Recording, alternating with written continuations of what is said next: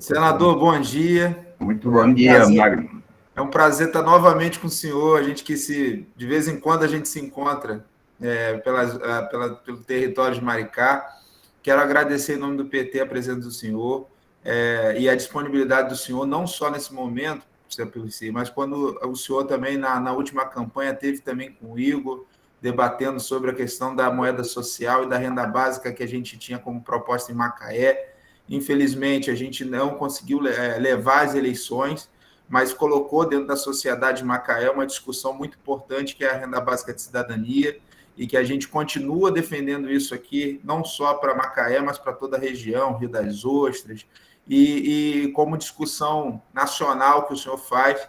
E por tudo isso, eu sei que o senhor vai ter um outro encontro depois, não vou me estender, mas quero te agradecer pelo quanto que o senhor é disponível para estar conversando com a gente, porque não é à toa que o senhor é querido por todos no nosso partido, de outros partidos, e estar com o senhor aqui é de fundamental importância. Eu quero ressaltar, em nome do todo o PT de Macaé, eu acredito de todos os companheiros aqui presentes, o agradecimento pela sua presença e pela sua participação e pela sua luta política, que é exemplo para todos nós, tá bom? Obrigado por tudo.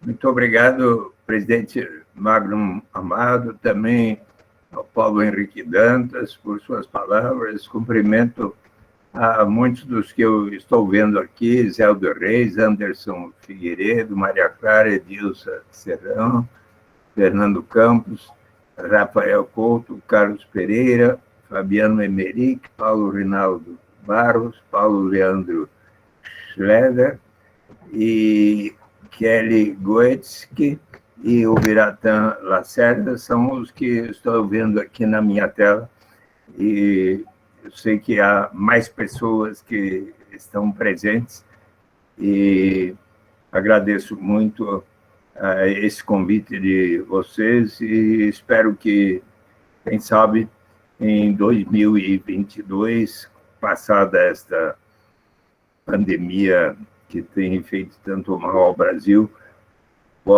possamos até realizar este diálogo, a continuação deste diálogo presencialmente aí em Macaé. Eu terei o maior prazer de visitá-los e dar continuidade ao diálogo que nesse dia estamos realizando. Então,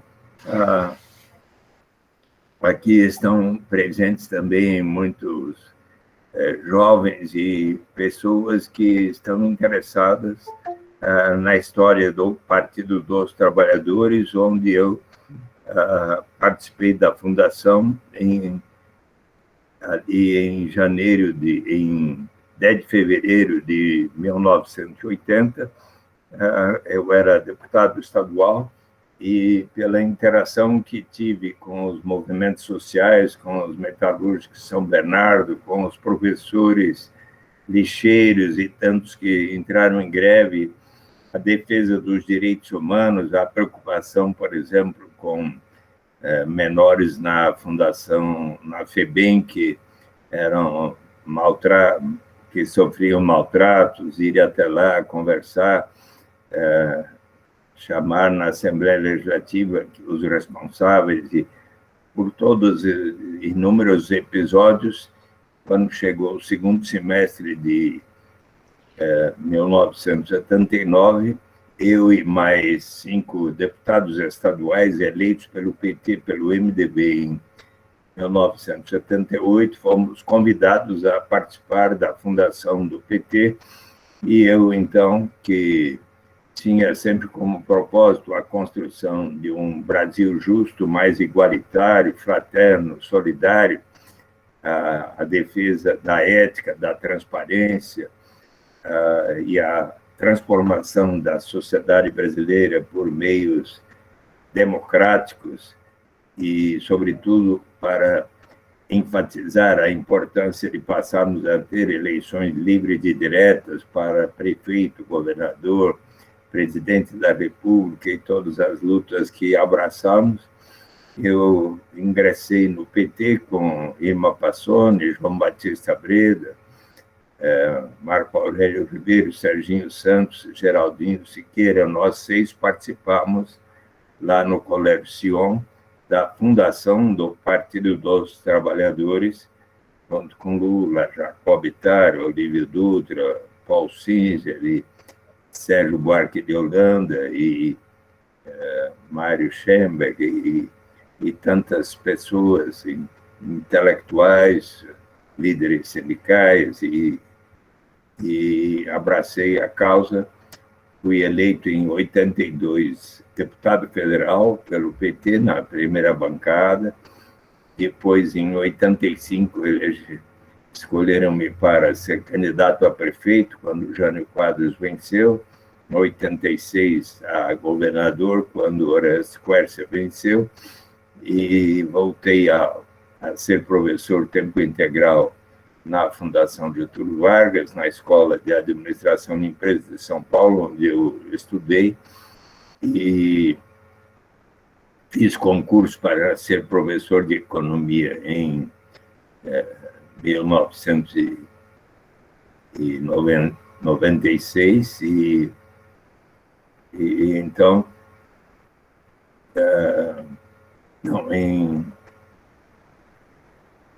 e aí, em 1900 eu fiz o concurso, já em 2012 eu completei mais de 40 anos de professor, quando eu me aposentei, mas fui sempre professor de economia. Eu fiz o mestrado, fiz administração de empresas como bacharel, mestrado e doutor em economia pela Michigan State University, e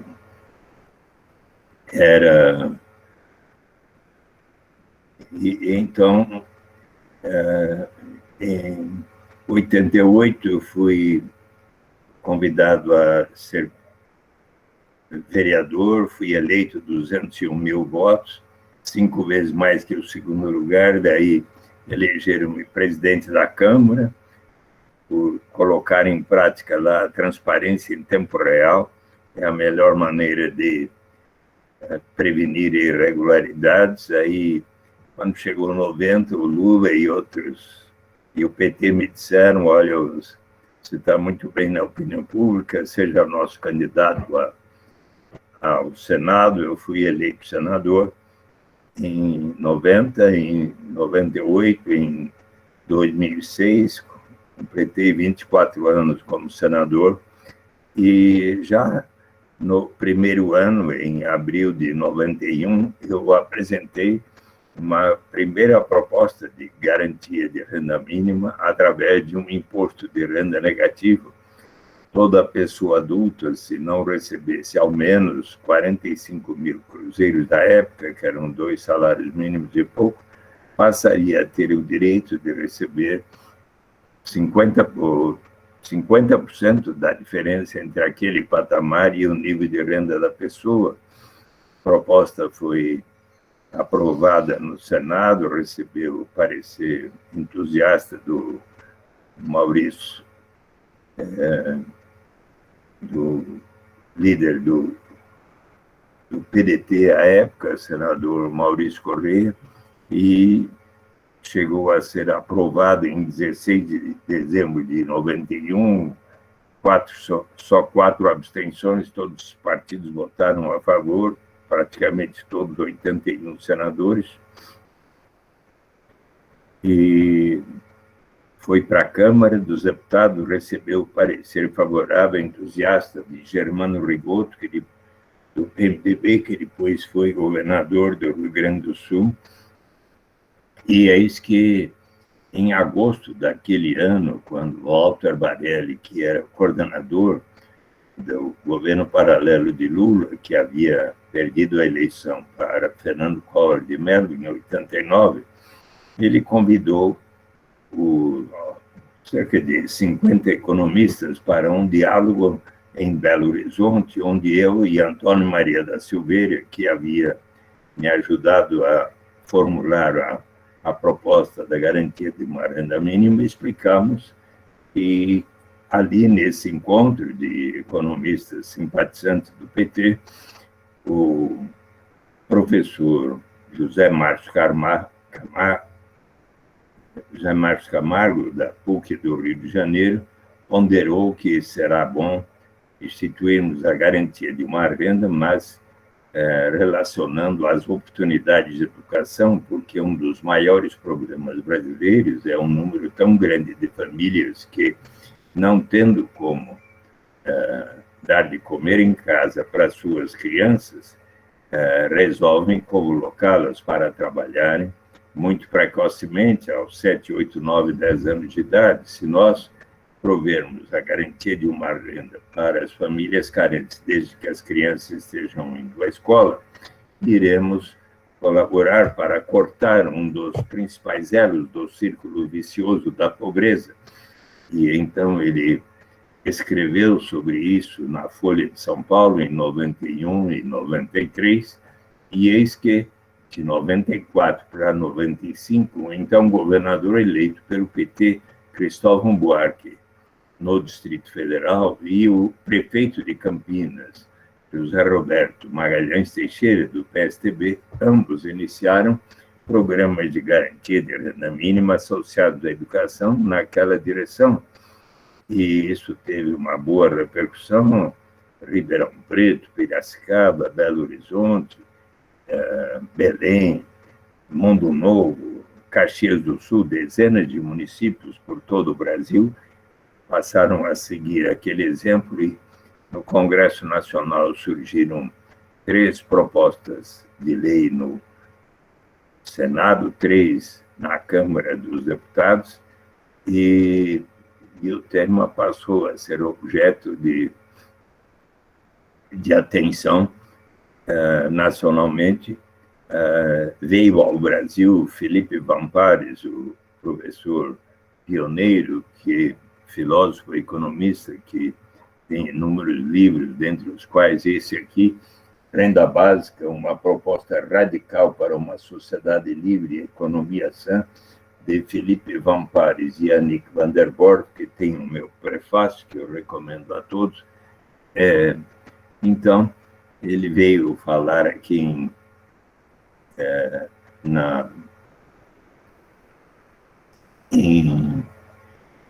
era 94, quando ele esteve na USP, na Universidade Federal do Rio de Janeiro, na PUC, fazendo palestras. Me convidou, sabendo que eu era autor da proposta de garantia da renda mínima para o 5º Congresso Internacional da Basic Income European Network, que depois se tornou Basic Income Earth Network, por minha sugestão.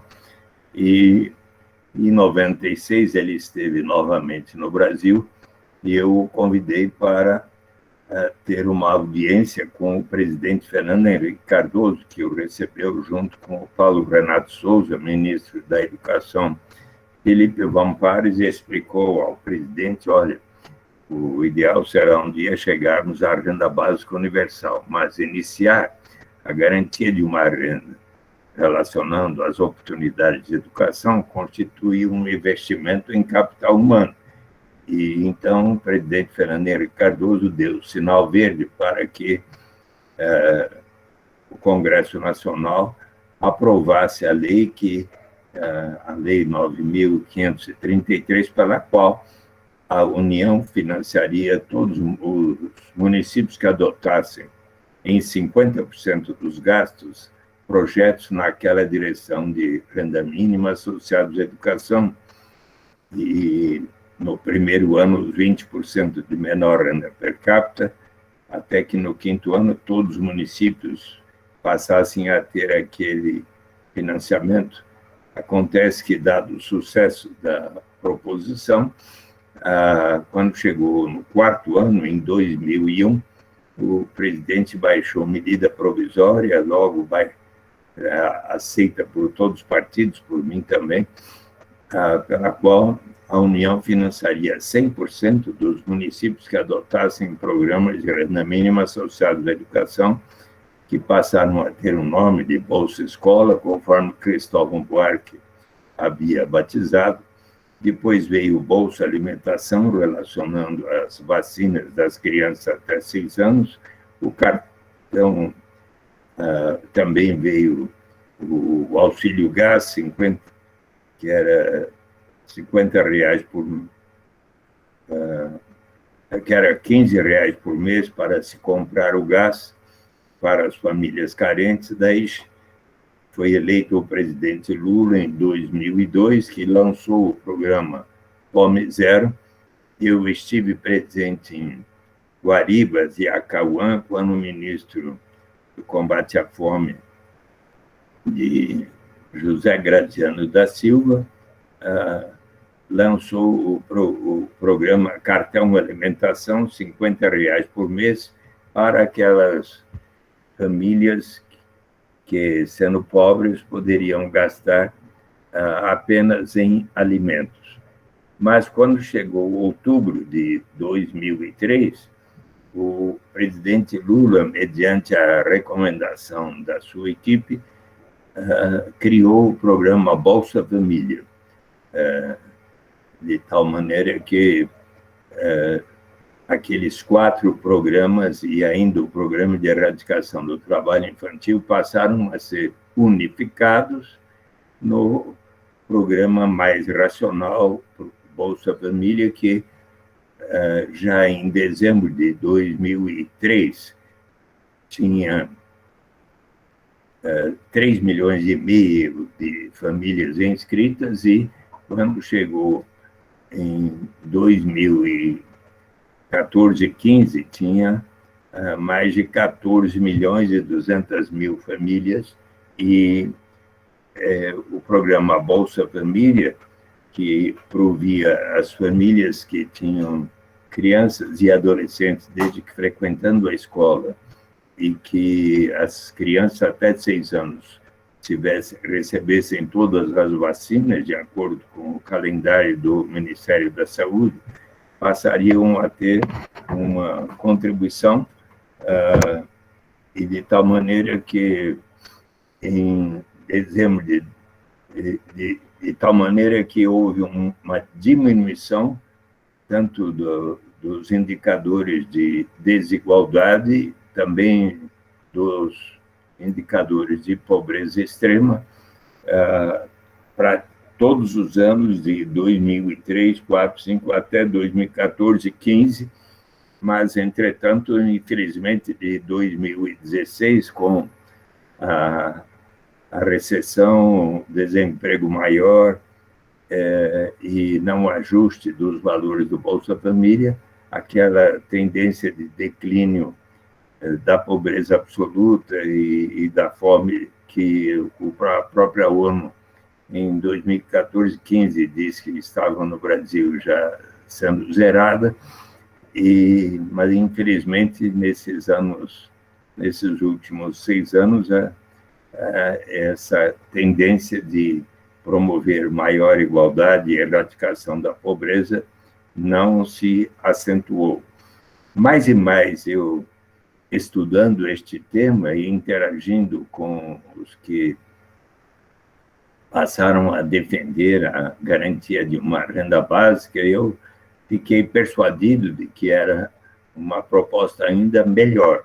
E foi em dezembro de 2001 que eu, então, apresentei um novo projeto para instituir no Brasil a garantia de uma renda básica de cidadania para toda e qualquer pessoa, não importa a sua origem, raça, sexo, idade, condição civil ou mesmo socioeconômica, como um direito de todos partilharmos da riqueza comum de nossa nação. A ninguém será negado. Mas como assim? Para todas as pessoas, até para o Pelé, para a Xuxa, para o Magno Amado, para o Paulo Henrique Dantas, para a Raquel Camargo, para o Eduardo Suplicy, a Edilza Serrão. Sim, claro, para o Pelé, para a Xuxa, para o presidente Bolsonaro, para o mais bem-sucedido empresário de Macaé, do Espírito Santo, do Rio de Janeiro, do Brasil. Sim, obviamente, os que temos mais, vamos colaborar para que nós próprios e todos os demais venham a receber. Com isso, temos as grandes vantagens da renda básica universal de cidadania. Como assim? Eliminamos inteiramente. Quais as vantagens de se pagar uma renda básica igual para todos, suficiente para atender às necessidades vitais de cada um?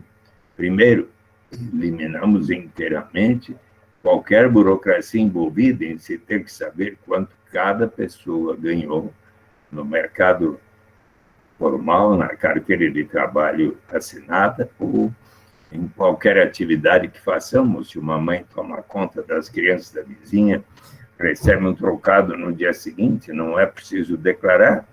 Eliminamos qualquer estigma ou sentimento de vergonha da pessoa precisar dizer, olha, eu só recebo tanto, por isso mereço tal complemento de renda. Eliminamos o chamado fenômeno da dependência, que acontece quando se tem um sistema que diz quem não recebe até certo patamar tem o direito de receber tal complemento, e a pessoa está por decidir, vou ou não iniciar essa atividade que vai me render esse tanto, mas se eu iniciá-la, receber esse tanto, e aí vem o governo e me retira o que eu estava recebendo naquele programa, eu talvez desisto e entro na armadilha da pobreza ou do desemprego. Mas se todos iniciarmos da renda básica em diante, sempre haverá o estímulo ao progresso.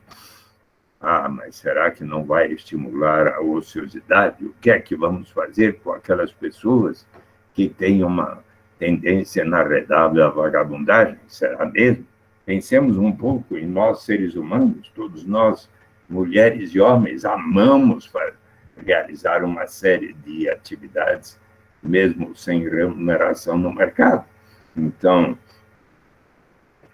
as mães, por exemplo, quando estão cuidando de seus nenês, amamentando seus nenês com todo carinho, a qualquer hora do dia, da noite, da madrugada, nós, pais e mães, quando estamos cuidando da boa alimentação, desenvolvimento de nossas crianças, quando nossos pais e avós são mais idosos, estamos ali precisando de nós, estamos ali com todo carinho, nas associações de bairros, nas igrejas de todas as denominações, nos centros e diretórios acadêmicos, quantos de nós realizamos uma série de atividades porque nos sentimos úteis perante a comunidade.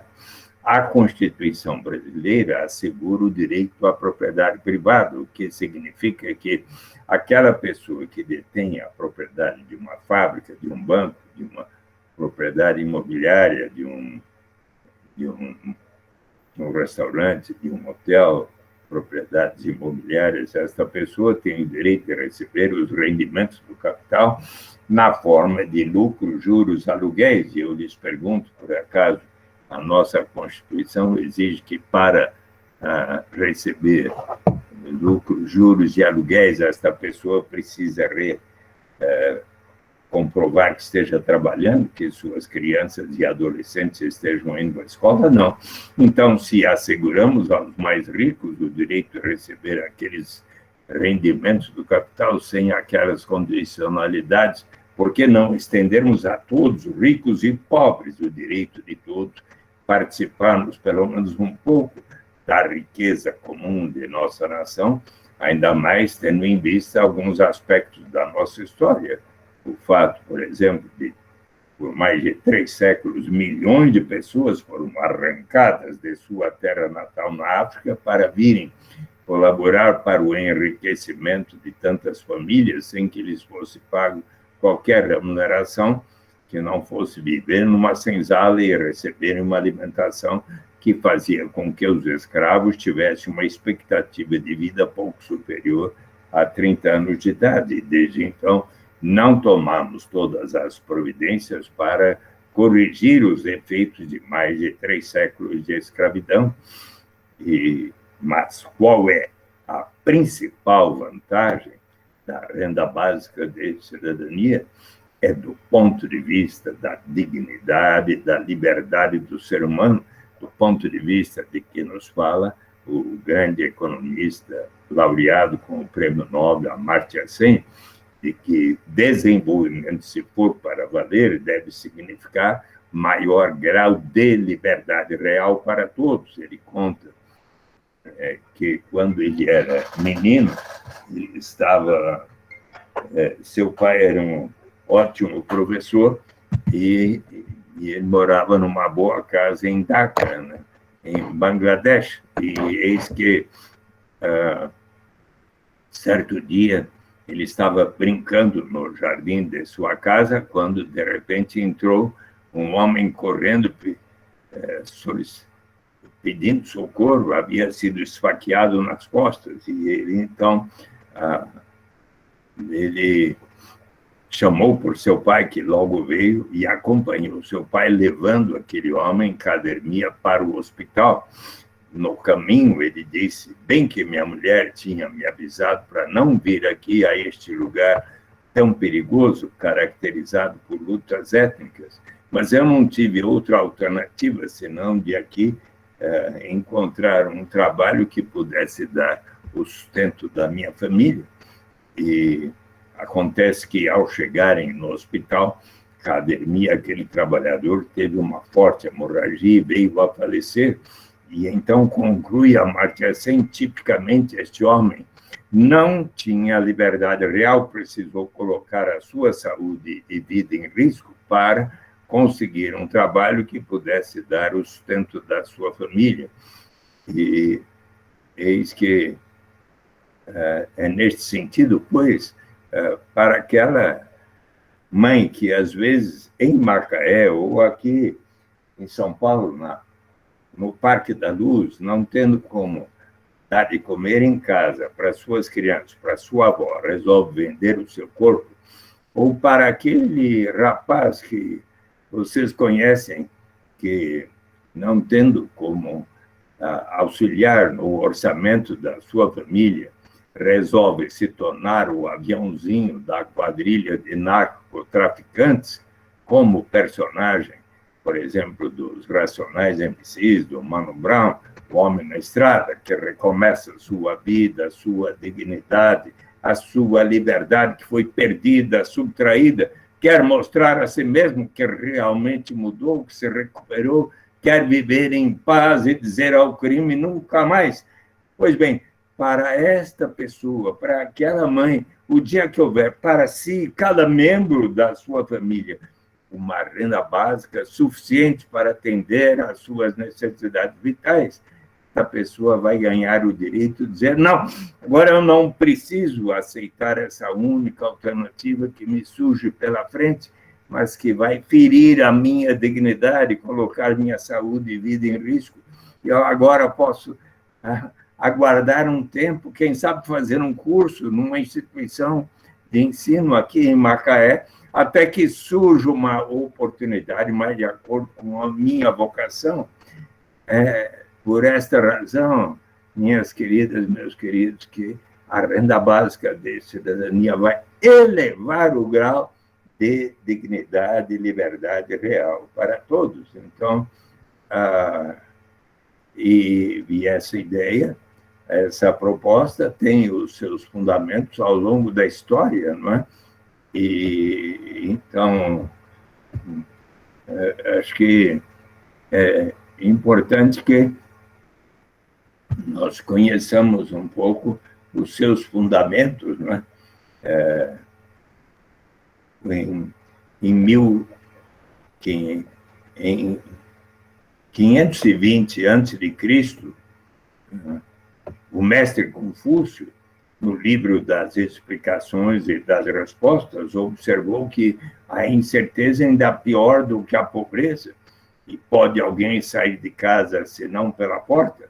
O nome do meu livro, Renda de Cidadania, a Saída pela Porta, tem exatamente esse sentido. Se nós quisermos alcançar os objetivos fundamentais da Constituição brasileira, expressos no artigo 3º, que constituem objetivos fundamentais da República Federativa do Brasil, construir uma sociedade livre, justa e solidária, garantir o desenvolvimento nacional, erradicar a pobreza, a marginalização, reduzir as desigualdades sociais e regionais, promover o bem de todos, sem preconceito de raça, sexo, cor, origem, idade, qualquer outras formas de discriminação. Se nós quisermos cumprir tais objetivos, se o presidente quisesse cumprir o seu juramento de cumprir a Constituição, uma solução tão de bom senso quanto sairmos de casa pela porta é instituir a renda básica de cidadania. E se formos um pouco mais adiante na história, nos encontrarmos com Aristóteles, em 300 anos antes de Cristo, no livro Política, ele diz que política é a ciência de como alcançar o bem comum, uma vida justa para todos. Para isso se faz necessário a justiça política, que precisa ser precedida da justiça distributiva, que torna mais iguais aos desiguais.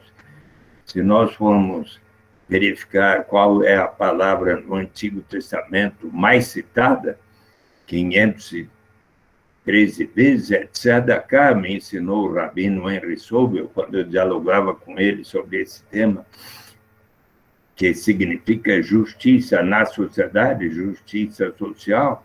No livro do Êxodo, de Deuteronômio, dos Provérbios e tantos outros, sempre está a palavra tzedakah, que era o grande anseio do povo judeu, como também o é do povo palestino.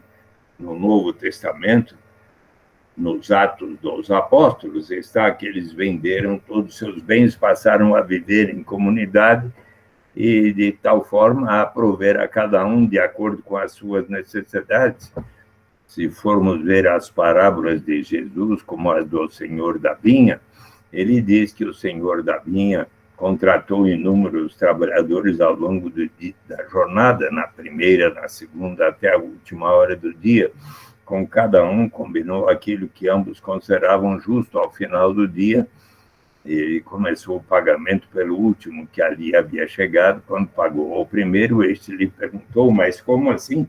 O senhor está me pagando o mesmo que ao último que aqui chegou? Eu trabalhei mais do que ele? Ora, você não percebe que eu estou lhe pagando exatamente o que ambos combinamos como justo e que o último que aqui chegou também precisa receber o necessário para o sustento da sua família?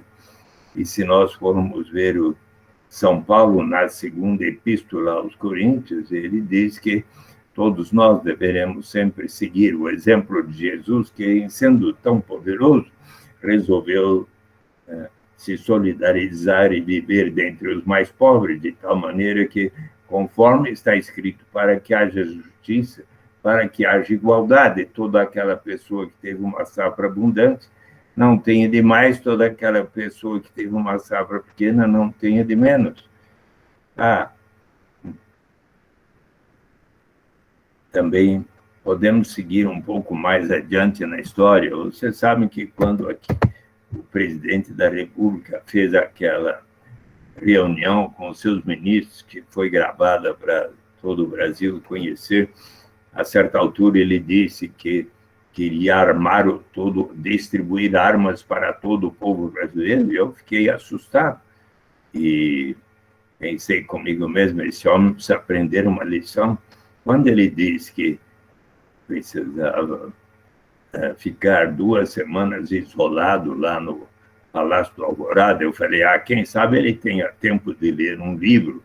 E mandei para ele, por Sedex, A Utopia de Thomas More, para ver se ele poderia aprender as lições, mas o Palácio até agradeceu-me o livro, mas não disse que ele tenha lido, porque lá no livro primeiro de A Utopia há um diálogo sobre a pena de morte que instituída na Inglaterra no início do século XVI, não havia colaborado para diminuir a criminalidade violenta. E então, eis que o viajante português Rafael Itloudeu observou muito mais eficaz do que infligir estes castigos horríveis a quem não tem outra alternativa senão, de primeiro, tornar-se um ladrão para daí ser transformado em cadáver, é você assegurar a sobrevivência das pessoas. E, com base nesta recomendação, um amigo de Thomas More, chamado Juan Luis Vives,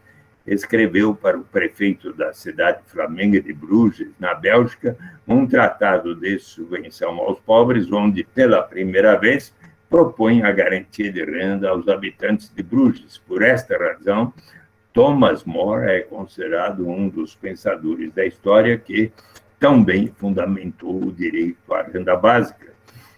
E podemos encontrar mais adiante na história Thomas Paine, que um dos maiores ideólogos da Revolução Americana e Francesa, que em 1795 escreveu um ensaio de 20 páginas, que está aqui publicado no meu livro, Renda de Cidadania, onde ele diz que a pobreza em a chamada justiça agrária. Ele diz que a pobreza é algo que tem a ver com a civilização e a instituição da propriedade privada.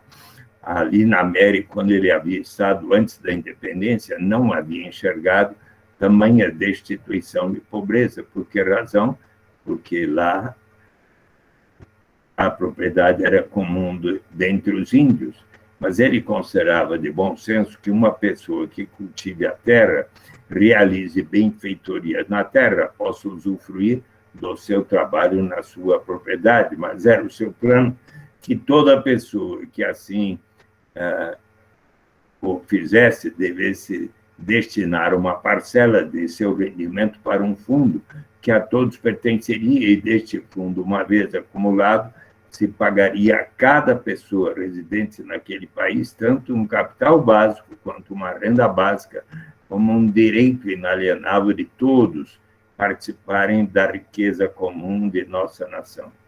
E são cada vez mais frequentes os pensadores, desde Karl Marx, quando ele disse, na crítica ao programa de Gotha, que numa sociedade mais amadurecida, os seres humanos vão se portar de tal maneira a poder se inscrever como lema da sociedade, de cada um de acordo com a sua capacidade, a cada um de acordo com as suas necessidades. Quando eu, certo dia, citei Karl Marx para defender a proposta, o Dom Luciano Mendes de Almeida, na Conferência Nacional dos Bispos do Brasil, me disse: Eduardo, você não precisa citar o Karl Marx, porque essa proposta é muito melhor defendida por São Paulo na segunda epístola aos Coríntios. E eu, então, sempre eu fui ler a epístola de São Paulo, achei tão bonita, e sempre cito tanto São Paulo quanto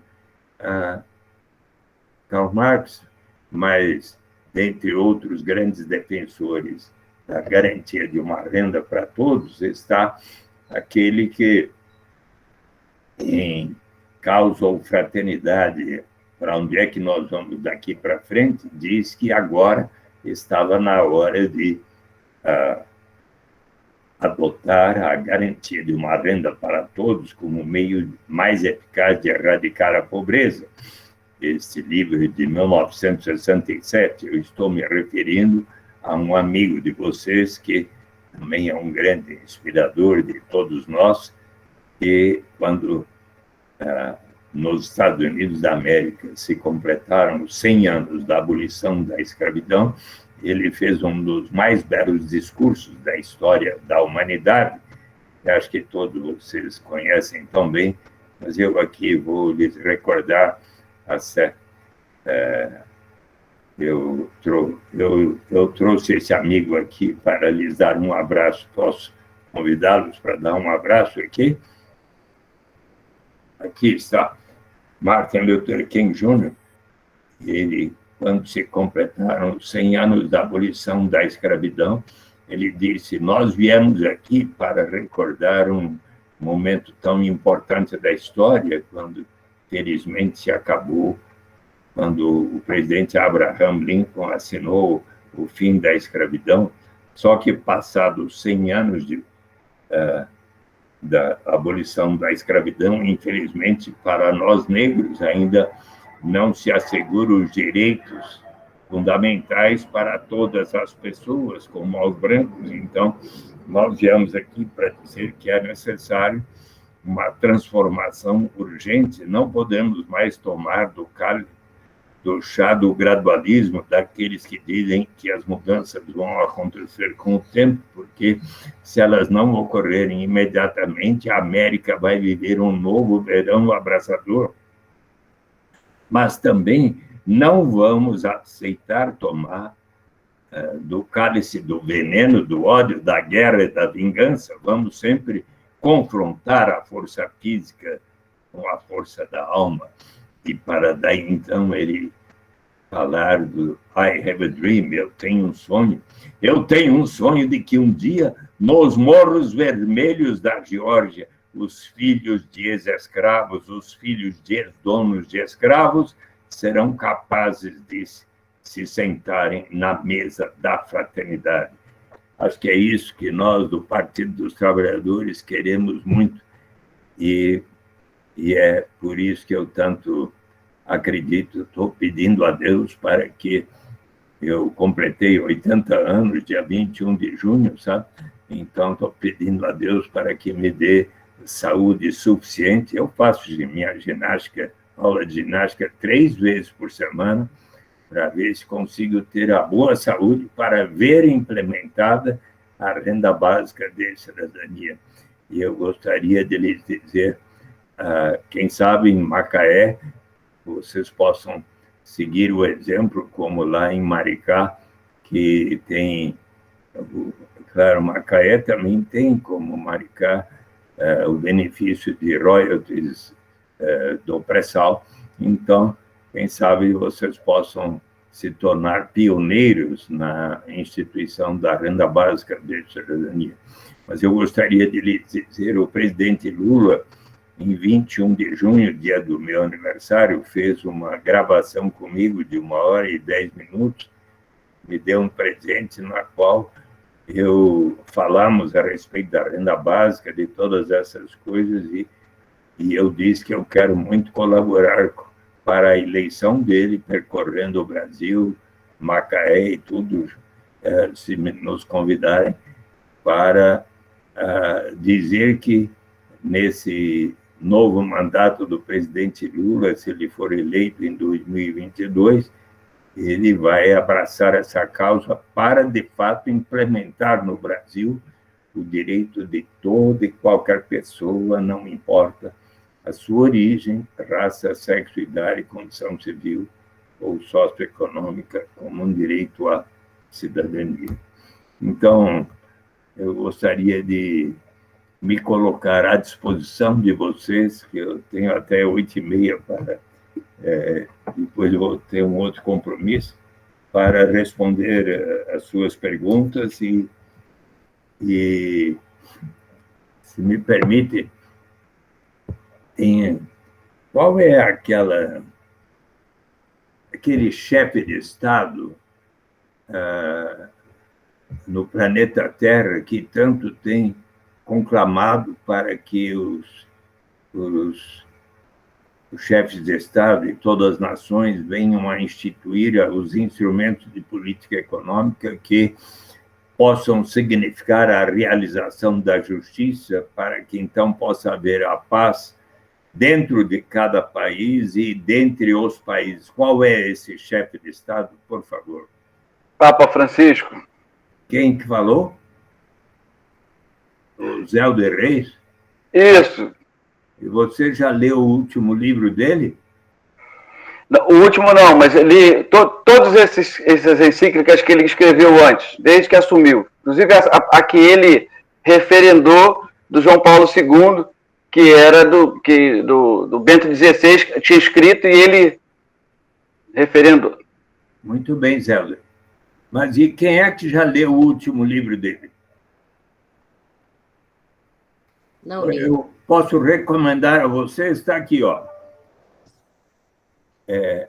Vamos sonhar juntos o caminho para um futuro melhor. Papa Francisco, da Intrínseca, foi publicado, eu recebi de presente em dezembro de 2020, na página 143, anotem, vejam o que ele fala a respeito da renda básica. Posso ler para vocês? Pode. Claro, deve. Reconhecer o valor do trabalho não remunerado para a sociedade é vital para repensarmos o mundo pós-pandemia.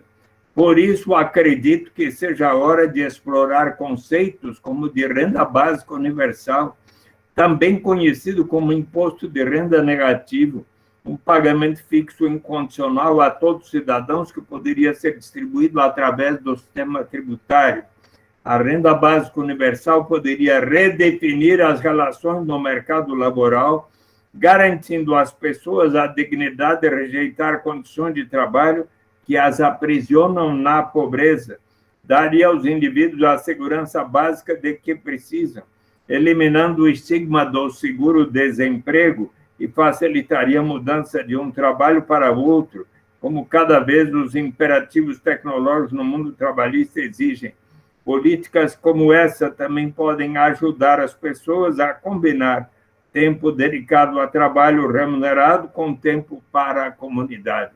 Vejam com que grau de humanidade, de valores cristãos que o Papa Francisco também abraçou essa causa. E cada vez mais laureados com o Prêmio Nobel de Economia e da Paz, como Amartya Sen, Jeffrey Sachs, Muhammad Yunus, Desmond Tutu e tantos outros têm defendido. Então, agora, se vocês do PT de Macaé também disserem ao presidente da República e também a todos os candidatos à presidência da República, está na hora de implementar o que já é lei aprovada por todos os partidos há 17 anos, sancionada pelo presidente Lula, ainda que diga que será instituída gradualmente, começando pelos mais necessitados, como faz o programa, o Bolsa Família. Então, eu acho que será muito importante para vermos isso logo implantado no Brasil e no planeta Terra.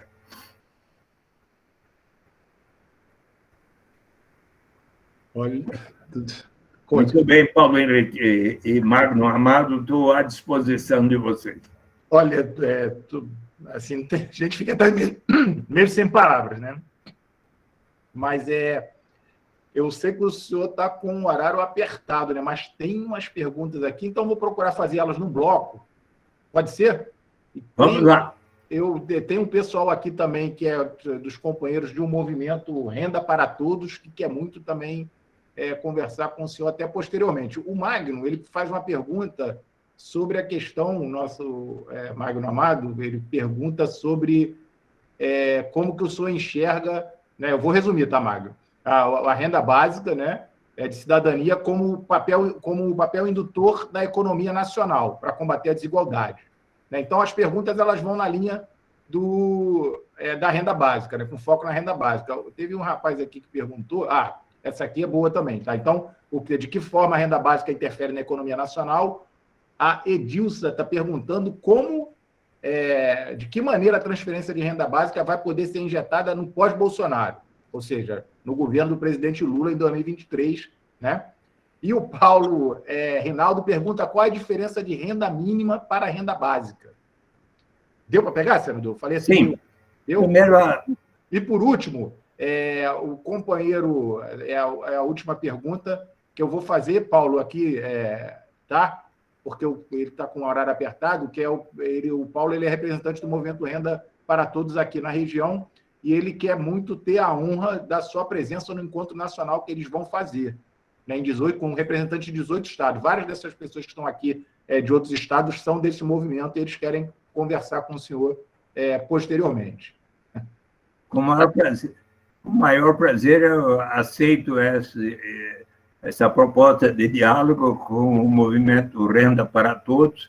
Vamos combinar num horário e dia adequado. Também quero me colocar à disposição de vocês de Macaé de um dia passado, já quem sabe eu tendo tomado a terceira vacina, dia 3 de dezembro, então, para o começo do ano, quem sabe eu possa presencialmente, dialogar com vocês e dar continuidade ao nosso diálogo de hoje. A renda básica é uma das formas de garantia de renda mínima, mas é de maneira universal e incondicional, como um direito à cidadania. Podemos, sim, ela vai ter um efeito muito positivo do ponto de vista de promover maior igualdade, erradicar a pobreza e estimular o desenvolvimento nacional. Todos vocês conhecem o lugar onde já existe o pagamento de uma renda para todos. Quem conhece, levanta a mão, por favor. Já esteve lá? Eu já estive. Vou contar para vocês. No início dos anos 60, o prefeito de uma pequena vila de pescadores percebeu que de lá saía uma grande riqueza na forma da pesca, como tantas vilas de pescadores como Macaé, no litoral brasileiro. E ele, então, percebeu que muitos eram ainda pobres. Então, ele disse, vamos criar um imposto de 3% sobre o valor da pesca, para instituir um fundo que a todos pertencerá, mas o imposto contra, enorme resistência. Então, disse ele aos seus... Daí ele demorou 5 anos para persuadir a comunidade. Uma vez instituído, deu tão certo que 10 anos depois ele se tornou eleito governador do estado do Alasca.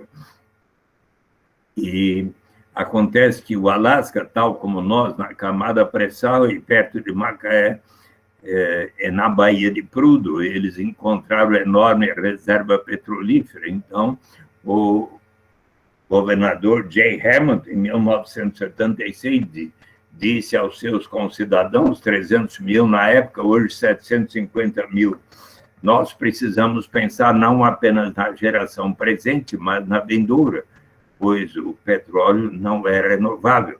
Vamos separar pelo menos 25% dos royalties decorrentes da exploração dos recursos naturais para instituir um fundo que a todos pertencerá.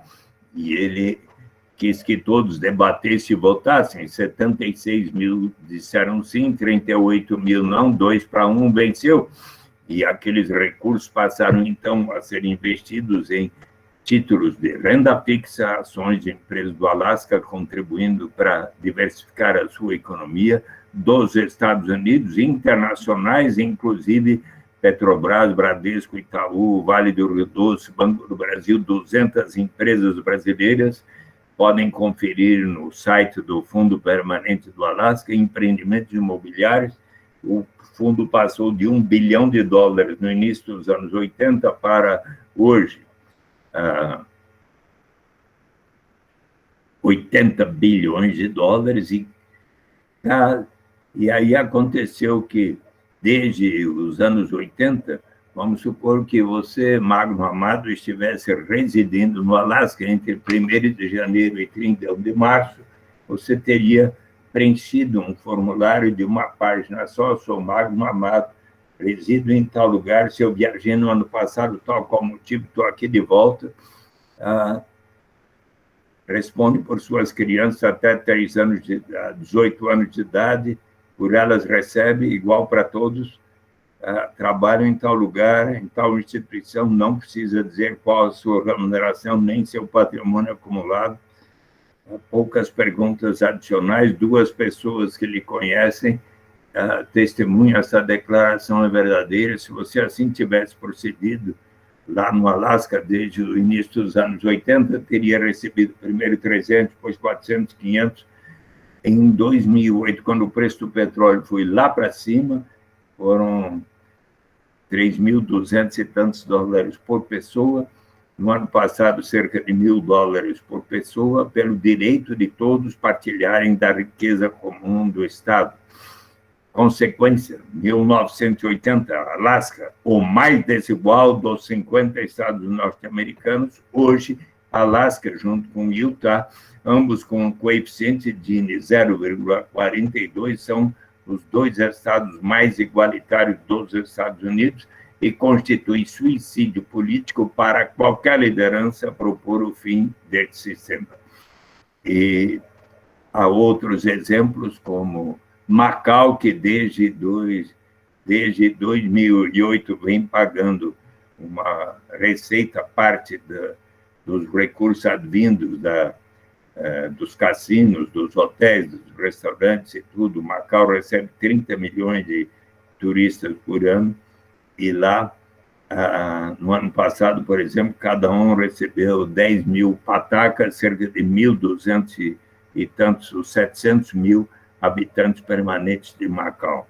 Há exemplos notáveis de experiências que têm sido realizadas na Namíbia, no Quênia, que eu visitei em 2019, um efeito notável positivo para as mulheres, a diminuição da violência doméstica contra as mulheres da ordem de 51%, há experiências muito positivas na Finlândia, nos mais diversos países. Cada vez mais esse tema está sendo debatido nos Estados em todo o planeta Terra, e o Brasil é o primeiro país do mundo que aprovou uma lei para instituir a renda básica. Permita concluir com uma informação importante, que é a seguinte: em nome de um morador de rua, Alexandre da Silva Português, com Z no final,